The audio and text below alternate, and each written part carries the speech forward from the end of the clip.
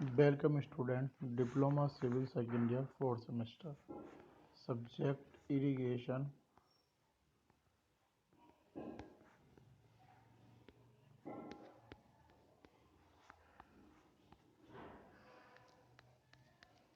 Subject irrigation engineering. तो irrigation engineering में हम आपको बेल्स यानी कुएं के बारे में बताएंगे, क्योंकि इरिगेशन का एक बहुत बड़ा पार्ट कुएं भी रहे हैं। क्योंकि आज की तारीख में तो हम ट्यूबवेल या मोटर से पानी निकालते हैं। पहले ज़माने में हम बहुत ज़्यादा जो सिंचाई करते थे वो कुएं की हेल्प से ही करते थे। तो कुएं आज भी हम कुएं से सिंचाई करते हैं, मगर हमें समझना होगा कि कुएं किस किस टाइप के कुएं होते हैं। तो इन कुएं के बारे में हमें स्टडी करनी है। कुएं यानी कि वेल। वर्षा का जल और अन्य किसी भी माध्यम से भूमि पर आया हुआ जल रिसकर भौम जल में परिवर्तित हो जाता है। अगर कोई भी हमारे पास ग्राउंड वाटर है, चाहे वो पानी बारिश से आ रहा है या किसी भी सोर्स आ रहा है, तो वो बहते हुए हमारी ये पानी बह रहा है, ये पानी कहीं ना कहीं हमारी इस ज़मीन के नीचे रिसकर भौम जल में परिवर्तित हो जाता है। इस भौम जल को पुनः बाहर निकालने के लिए भूमि को छेदते हैं। भूम जल को पुनः बाहर निकालने के लिए भूमि को छेदते हैं, यानी कि भूमि में घोल करते हैं। भूमि में किए गए छेद को कुआं कहते हैं। अब जो भी पानी हमारा है, जो पानी ग्राउंड लेवल से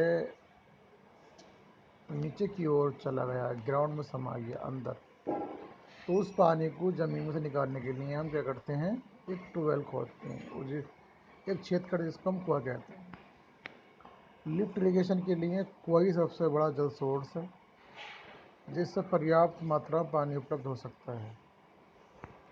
लिफ्ट इरिगेशन का मतलब होता है कि हमारे पास कोई लेवल है, जैसे कोई ग्राउंड लेवल है, उस लेवल से हमने पानी नीचे से उठाया ऊपर की ओर, तो इस पानी को नीचे से ऊपर की उठाना ही हमारा लिफ्ट कहलाता है, लिफ्ट इरिगेशन। तो लिफ्ट इरिगेशन के लिए कुआं सबसे बड़ा जल सोर्स से पर्याप्त मात्रा में पानी उपलब्ध हो सकता है। कुएं 4 प्रकार के होते हैं। उथले कुएं यानी कि सैलो वेल, गहरे कुएं डीप वेल, नलक्यूब, ट्यूबवेल और पताल तोड़ कुएं आर्टिशन वेल। पताल तोड़ कुएं आर्टिशन वेल, नलक्यूब यानी कि ट्यूबवेल्स, डीप वेल्स और सैलो वेल।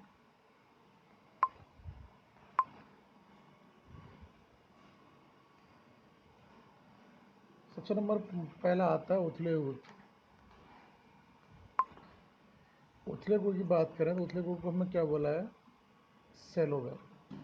सैलो वेल का मतलब होता है यानी कि जिन कुएं की चौड़ाई ज़्यादा है और गहराई कम हो तो ये सैलो होते हैं, और जिन कुएं की गहराई ज़्यादा है चौड़ाई कम वो डीप वेल होते हैं। सैलो का मतलब होता है कि जिनकी नींव ज़्यादा गहरी नहीं होती तो वो हमारे सैलो कहलाते हैं। उथले कुएं प्रथम अपारगमनी परत के ऊपर ही भूमि भेद कर तैयार किए गए कुएं उथले कुएं कहलाते हैं। इनका कहने का सेंस ये है कि जो उथले कुएं होते हैं वो सबसे पहले अपारगमनी, जो हमारी इंपीरियस लेयर है, के ऊपर ही भूमि भेद कर तैयार किए जा रहे हैं, उथले कुएं कहलाते हैं। ये कुएं कम गहरे होते हैं। इन्हें खुला या खुदा कुआं, ओपन या डग वेल भी कहते हैं। इनमें पानी केवल इसी प्रथम परत का होता है, और इस परत की जलधारण क्षमता भूमि तल की सतह पर रिसने के लिए उपलब्ध पानी की मात्रा और परत की मोटाई पर निर्भर करता है। सूखे मौसम में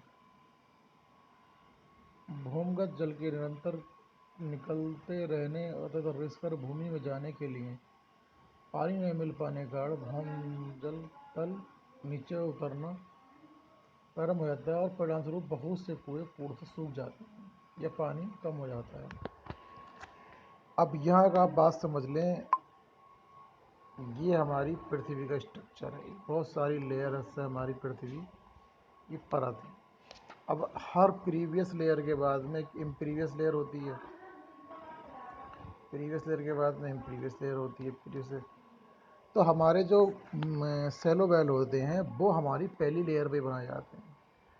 अब बहुत सारा पानी रिस जाता है तो ये हमारे कुएं कभी कभी सूख भी जाते हैं। तो उथले कुएं में पानी कम हो जाता है और ये सूख भी जाते हैं। उथले कुएं की अधिकतम गहराई 20 मीटर तक। तो उथले कुएं की जो गहराई है वो 20 मीटर तक और व्यास 2 से 5 मीटर तक होता है। ये बहुत छोटे क्षेत्र की सिंचाई के लिए उपयुक्त होते हैं क्योंकि इनमें पानी का डिस्चार्ज कम होता है और ये कुएं 3 प्रकार से बनाए जाते हैं। तो उतरे हुए कोई भी हम 20 मीटर तक की गहराई के लिए बनाते हैं, 20 मीटर तक की गहराई और 2 से 5 मीटर तक की चौड़ाई। हालांकि चौड़ाई देखो कम है यहाँ पे भी, 2 से 5 मीटर। आप ये समझे ना कि 20 मीटर की गहराई है तो गहराई ज़्यादा है चौड़ाई कम है। कहने का सेंस ये है कि इसकी गहराई भी हमारी डीप वेल के मुकाबले बहुत कम है। तो 20 मीटर की गहराई है, 2 से 5 मीटर की चौड़ाई है, तो ये हमारे सैलो वेल के अंतर्गत आते हैं, उथले हुए कुएं कहलाते हैं क्योंकि इनकी गहराई हमारी कम है। उथले कुएं की अधिकतम गहराई 20 मीटर और व्यास 2 से 5 मीटर तक होता है। ये बहुत छोटे क्षेत्रों की सिंचाई के लिए उपयुक्त होते हैं और इनमें पानी का डिस्चार्ज कम होता है। तो उथले हुए कुएं कितने प्रकार के होते हैं? 3 प्रकार के होते हैं। नंबर 1, कच्चा कुआं, पक्का कुआं, मोटा कुआं। तीनों पर हम स्टडी करेंगे। कच्चा कुआं क्या होता है? सबसे पहले आता है हमारा कच्चा कुआं। कच्चा कुआं कम व्यास तथा कम गहराई का खोदा हुआ गड्ढा जिसकी आंतरिक परिधि मिट्टी की होती है, कच्चा कुआं कहलाता है। ये एक अस्थायी संरचना है जहाँ जो 2-3 वर्षों में हट जाता है, इससे कुआं सूखा गड्ढा रह जाता है। तो कच्चा कुआं क्या है? ये हमारे पास एक ग्राउंड लेवल है, इस ग्राउंड लेवल के नीचे उन्होंने गड्ढा किया है और यहाँ पे ही प्रीवियस लेयर में मिल गई है, तो यहाँ से पानी ऊपर की ओर निकालने लगते हैं। तो कच्चा कुआं 2-3 साल चलता है और 2-3 वर्षों में खुद ब खुद ये अपने आप भर जाता है। तो कच्चा कुआं कम व्यास का तथा कम गहराई का खोदा हुआ गड्ढा जिसकी आंतरिक परिधि मिट्टी की होती है। तो खाली सिर्फ उसे खोद देते हैं और इसकी जो परिधि होती है वो मिट्टी की होती है। इस पर ना हम कोई भी सीमेंट, कंक्रीट या ब्रिक्स नहीं लगाते हैं। तो कच्चा कुआं हमारा क्या होता है कि खुद ब खुद कुछ समय बाद ये कुआं अपने आप अट जाता है और एक गड्ढे के रूप में रह जाता है।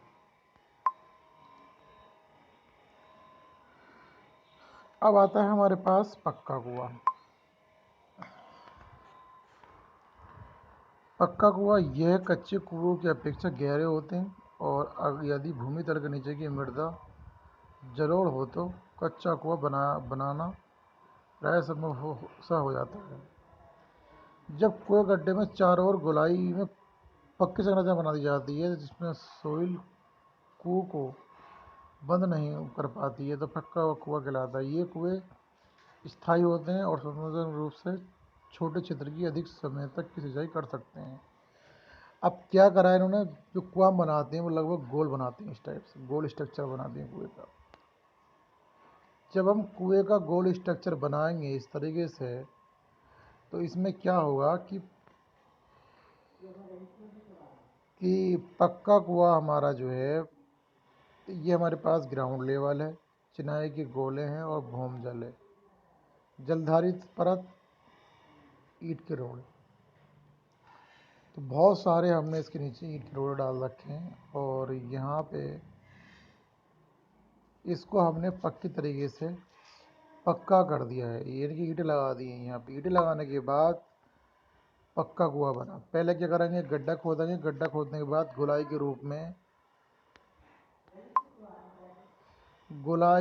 रूप में हम क्या करेंगे, इसको चारों ओर से चिनाई करेंगे, तो ये हमारा एक पक्का कुआं बन जाएगा। तो पक्के कुएं की जो कंडीशन है वो कच्चे कुएं की अपेक्षा गहरा होगा, ये तो कन्फर्म है। पक्का कुआं बनाएंगे कब हम, जब वो जहाँ पर हमें गहराई की ज़्यादा आवश्यकता होती है और सबसे बड़ी बात तो ये है कि जब हम कुएं का डिज़ाइन करेंगे, सपोज मेरे पास ग्राउंड लेवल है, ये ग्राउंड लेवल है, अब मुझे कुआं खोदना है। तो यहाँ से मिट्टी खोदी मैंने बहुत सारी। जब मैं यहाँ से मिट्टी खोदूंगा तो ये मिट्टी गिरने लगेगी। इसकी साइड है मुझे ब्रिक ब्रिक से बनानी है, ताकि साइड की सोइल इस कुएं की अंदर की ओर न गिर सके।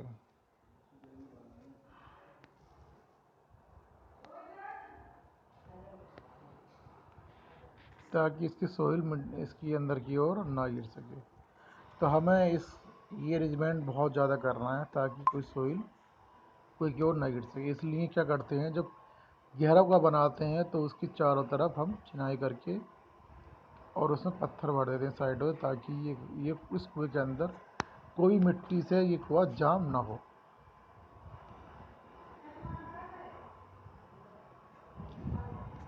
मोटा कुआं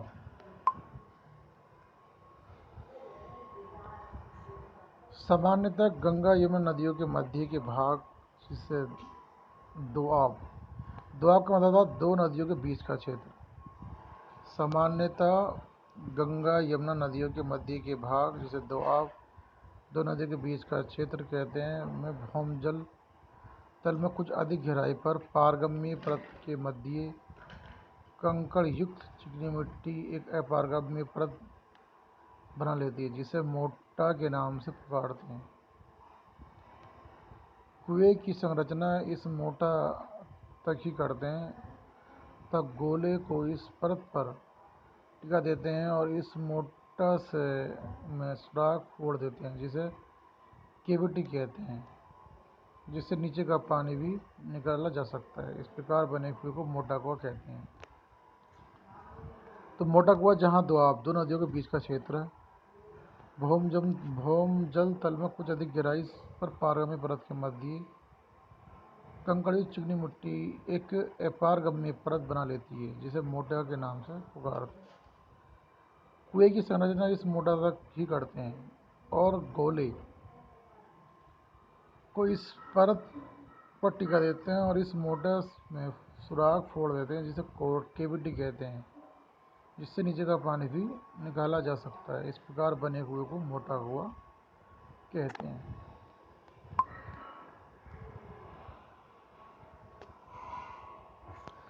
तो मोटा कुएं में इन्होंने क्या किया है कि हमारे पास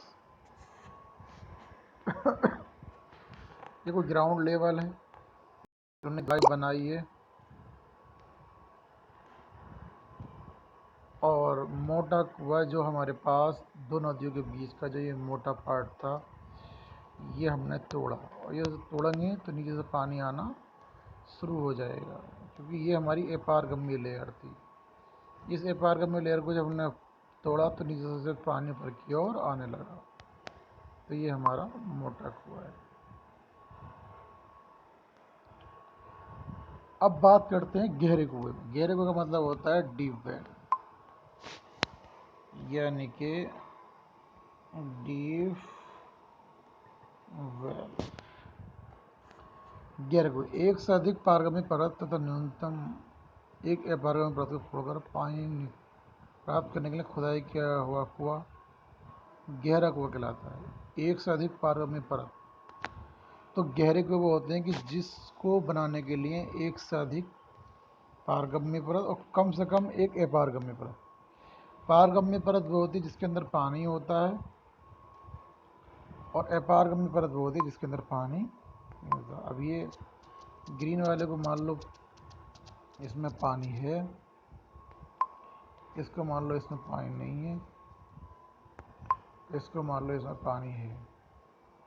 तो ये हमारे पास प्रीवियस लेयर है, ये हमारे पास प्रीवियस लेयर है, और ये हमारे पास इम्प्रीवियस लेयर है, ये हमारे पास इम्प्रीवियस लेयर है।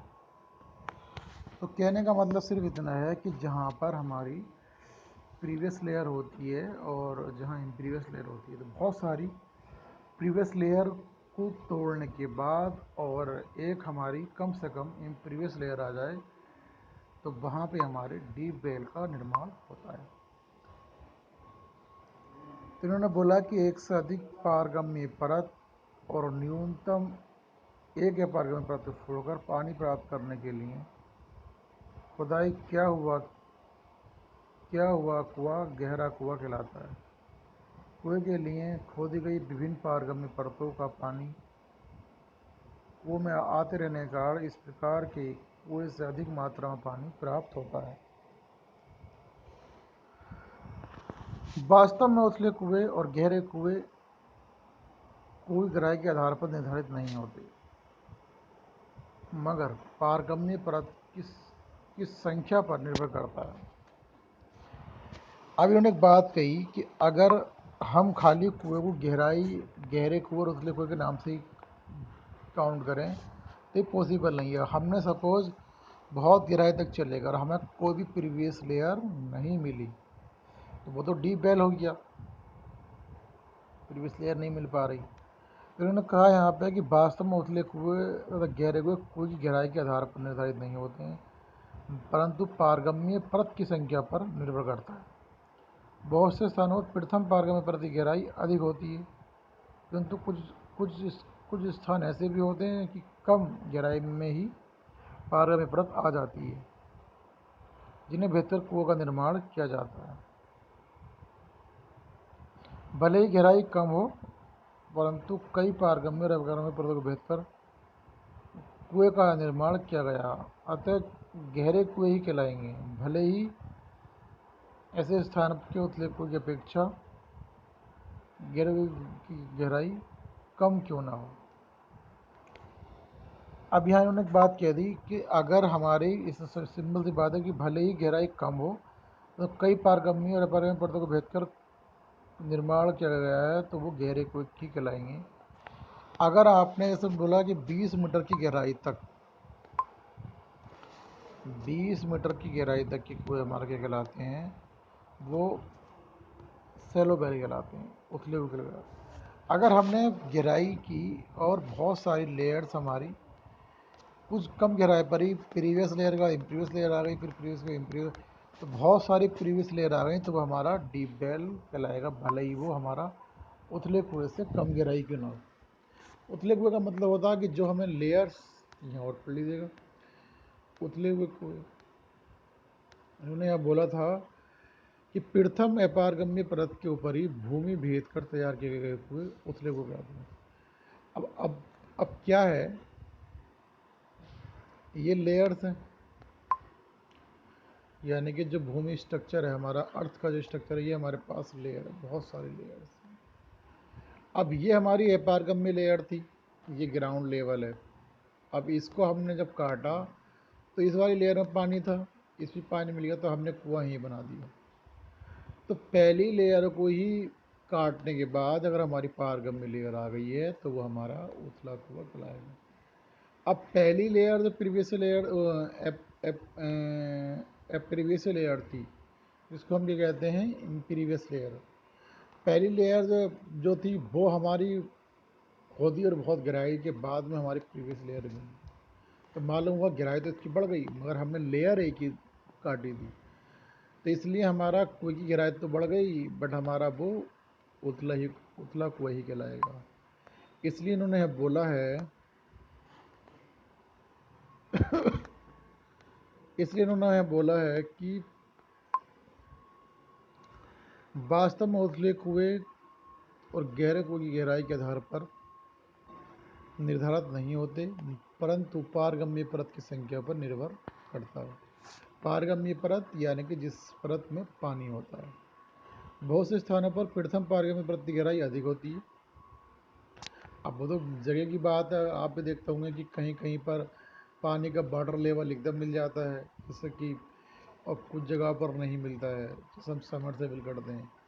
अब जैसे किसी शहर में सपोज मैं एग्जांपल दूं कि मुरादाबाद में अगर आप वाटर लेवल हो सकता है कि 2-3 लेयर के का वादी आ रहा है, कुछ जगह कानपुर है तो वहाँ और भी नीचे जा रहा है, पहाड़ी एरिया पहुँच जाओ ऐसे आप हिमाचल शिमला तो वहाँ वाटर लेवल और भी नीचे पहुँचता है। तो कहने का सेंस ये है कि हमारी जो प्रीवियस लेयर है तो वो हर जगह इक्वल नहीं होती हैं, अलग अलग एरियाज़ में अलग अलग तरीके से लेयर्स पाई जाती हैं।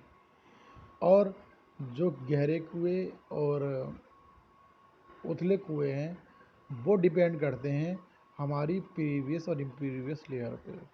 गहरे कुएं बहुत सारी प्रीवियस लेयरों को भेद कर बनाए जाते हैं और उथले कुएं पहली ही प्रीवियस लेयर पर बना दिया जाता है। तो वास्तव में उथले कुएं गहरे कुएं की गहराई के आधार पर निर्धारित नहीं होते, परंतु पारगम्य परत की संख्या पर निर्भर करते हैं। बहुत से स्थानों पर प्रथम पारगम्य परत की गहराई अधिक होती है, किंतु कुछ स्थान ऐसे भी होते हैं कि कम गहराई में ही कई पारगम्य परत आ जाती हैं, जिन्हें भेद कर कुएं का निर्माण किया जाता है। भले ही गहराई कम हो, परंतु कई पारगम्य तथा अपारगम्य परतों को भेद कर कूप का निर्माण किया गया है, ये गहरे कुएं कहलाएंगे। भले ही दूसरे स्थान पर उथले कुएं की अपेक्षा इस गहरे कुएं की गहराई कम क्यों न हो।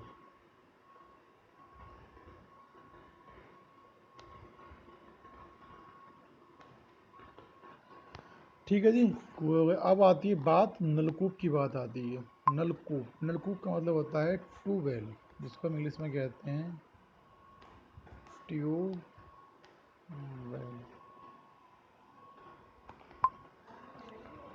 गहरे कुएं से लंबे पाइप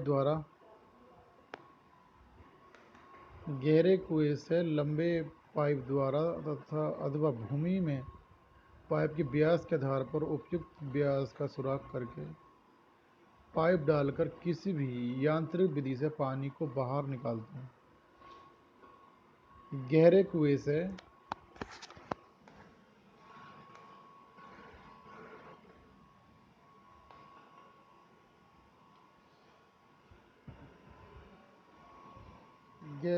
से लंबे पाइप द्वारा भूमि में पाइप के व्यास के आधार पर उपयुक्त व्यास का सुराख करके पाइप डालकर किसी भी मैकेनिकल विधि से पानी को बाहर निकालते हैं। इस संरचना को ट्यूबवेल कहते हैं। इसमें भी गहरे कुएं की भांति अपारगम्य परत तथा एक से अधिक पारगम्य परत भेदी जाती हैं। पारगम्य परत की सीध में छिद्रक पाइप, जिन्हें स्टैंडर कहते हैं, लगाते हैं, जिससे पाइप में प्रत्येक पारगम्य परत का पानी आ सके। साधारण कुएं की तुलना में नलकूप से पानी का डिस्चार्ज कई गुना अधिक प्राप्त होता है। तो नलकूप से जो है पानी हम बहुत ज़्यादा निकाल सकते हैं और इसके अंदर एक मैकेनिकल डिवाइस भी लगा लेते हैं। अब ये कह रहे हैं ट्यूबवेल जो होते हैं, जब हम किसी ग्राउंड में नीचे की ओर बहुत गहराई तक जाते हैं तो यहाँ पे हमारी बहुत सारी लेयर्स मिलती हैं। तो कुछ हमारी लेयर्स वो होती हैं, जैसे हमारे पास ये लेयर प्रीवियस लेयर है, इसमें पानी नहीं है, तो ये हमारे पास इसमें पानी नहीं है इस लेयर में और ये लेयर हमारे पास ग्रीन वाली, इसके अंदर हमारे पास पानी है। तब इतने वाले भाग में एक स्टेनर लगा देते हैं, इसमें भी हमारे पास पानी है। तो ट्यूबवेल में बहुत ज़्यादा हमारी प्रीवियस लेयर होती हैं और जो पाइप डालते हैं, इस पाइप में हम बीच बीच में हम स्ट्रेनर लगा देते हैं और स्ट्रेनर से ट्यूबवेल से पानी हम ऊपर की ओर निकालते हैं। तो पानी हम ऊपर की ओर निकालते हैं तो ये पानी कुएं की अपेक्षा ज़्यादा डिस्चार्ज कर सकता है।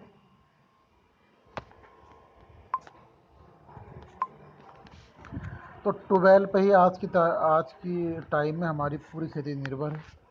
तो हम ट्यूबवेल में समरसेबिल है, बोरिंग है, बहुत सारे बड़े से बड़े व्यास के पाइप डालने की सिस्टम लगा रखे हैं और ट्यूबवेल के ज़रिए हमें जनरेटर या इलेक्ट्रिक मोटर या कोई मैकेनिकल डिवाइस का यूज़ करके ही हम पानी को ट्यूबवेल के ज़रिए बाहर निकालते हैं। तो नलकूप के ज़रिए आज की तारीख में हम ज़्यादातर क्षेत्रों को की सिंचाई कर पाते हैं और अपनी फसलों को जहां हमारा मन होता है वहां ट्यूबवेल बनाकर और अपनी मैकेनिकल डिवाइस लगाकर पानी को ज़मीन से निकालकर खेती के लिए यूज़ करते हैं। थैंक यू क्लास, इस लेक्चर में इतना ही।